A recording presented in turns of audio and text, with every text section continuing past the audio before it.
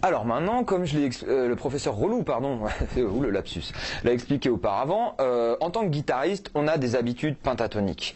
Donc, alors déjà là ici avec un pentatonique majeur joué ici, on a déjà quelques réflexes qu'on peut utiliser. Mais ça va être aussi gamme mineure, parce qu'on a souvent des habitudes de gamme mineuriste, j'ai envie d'inventer un terme. Tout ce genre de plan, c'est nous, quoi. C'est notre culture, pour la plupart des guitaristes en tout cas, plutôt branchés blues, rock, musique actuelle et tout ça. Donc, le but du jeu, ça va être de trouver où doit-on jouer mineur. Alors, réfléchissons, pas de panique. Ici, on a un fa lydien. Le lydien correspond au degré 4 de l'harmonisation de la gamme majeure. Donc degré 4. Alors moi je pars toujours ici, toujours des mêmes formes d'accords comme je vous ai montré à partir de la deuxième corde. Parce que c'est pratique, ça demande à retenir qu'un seul schéma, qu'une seule séquence d'accords finalement. Donc on part du fa ici, notre 4e degré.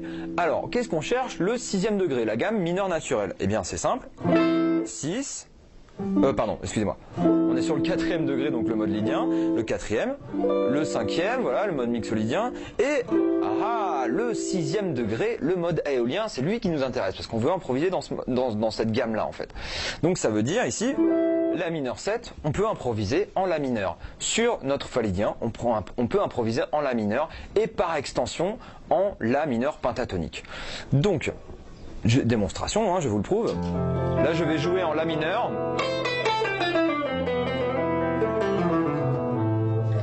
Maintenant, je vais vous jouer un petit peu en la pentatonique.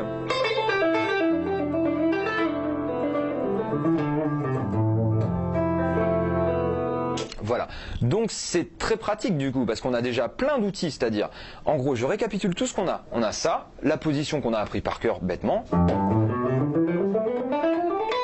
qui est pratique parce qu'elle est en 3 notes par corde, donc ça permet vraiment de placer tous nos plans, etc. Enfin, tous les plans en aller-retour, tous les plans en legato, etc. On a la même à l'octave.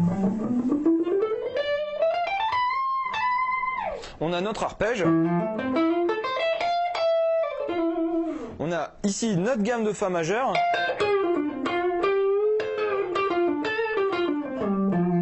Et on a en plus la gamme de la mineure pentatonique et la gamme mineure naturelle la gamme mineure naturelle de la. Et sachant que si vous avez été de bons élèves, vous avez appris les 2 positions. Et au final, qu'est-ce qui se passe? On connaît tout le manche. Je veux dire, là on part de là, on connaît tout. Voilà, alors qu'on n'a pas appris le mode lydien degré par degré en 3 notes par corde pendant des plombes. Donc ça demande un petit travail au cerveau, c'est-à-dire il y a une logique, il y a un principe à comprendre.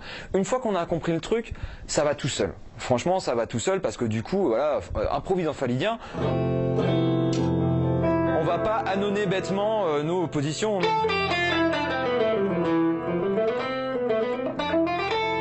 On va pas faire l'ascenseur en montant et descendant des positions. Là, on peut tout de suite partir de ce qu'on connaît, à savoir la gamme pentatonique, les plans pentatoniques.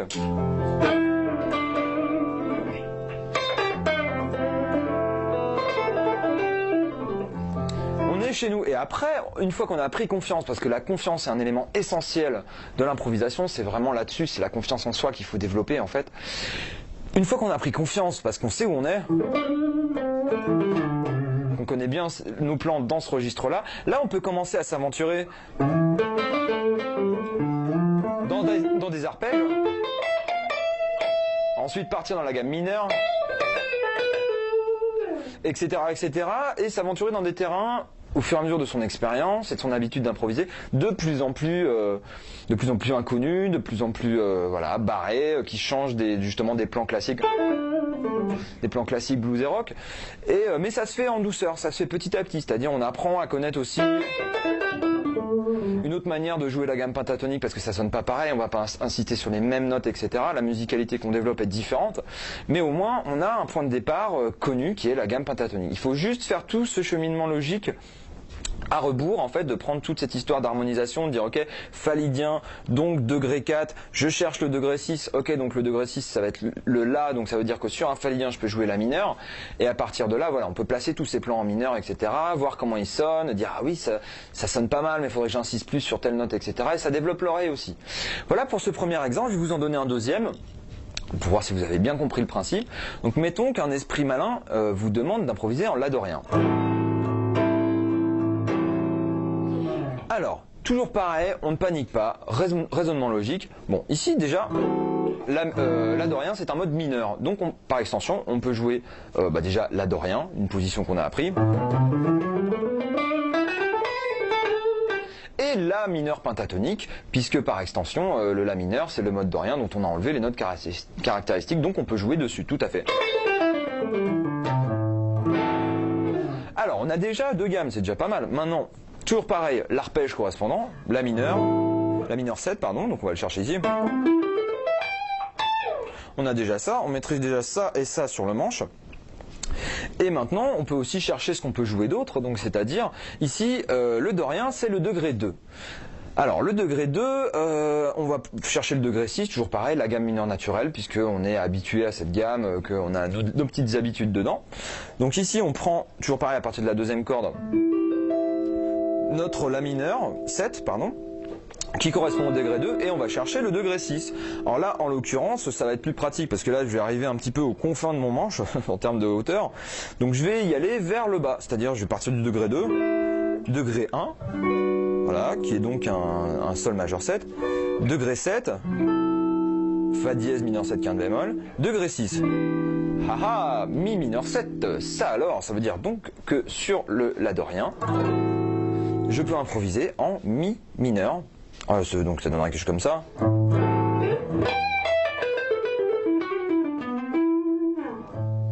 On voit bien que ça fonctionne. Et par extension aussi en mi mineur pentatonique.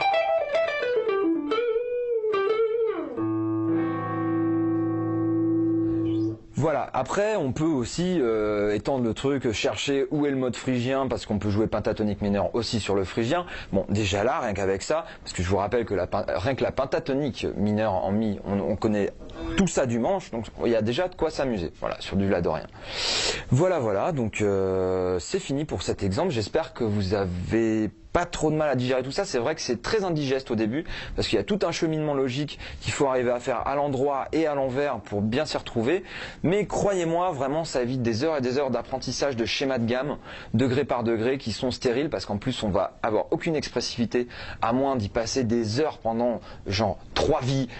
À la limite, on pourra finir par être à l'aise. Mais là, l'avantage, c'est qu'en tant que guitariste, on retrouve à chaque fois ces marques, en cherchant où on peut jouer gamme mineure, gamme pentamineure, on retrouve ces marques de bluesman, de rocker, etc.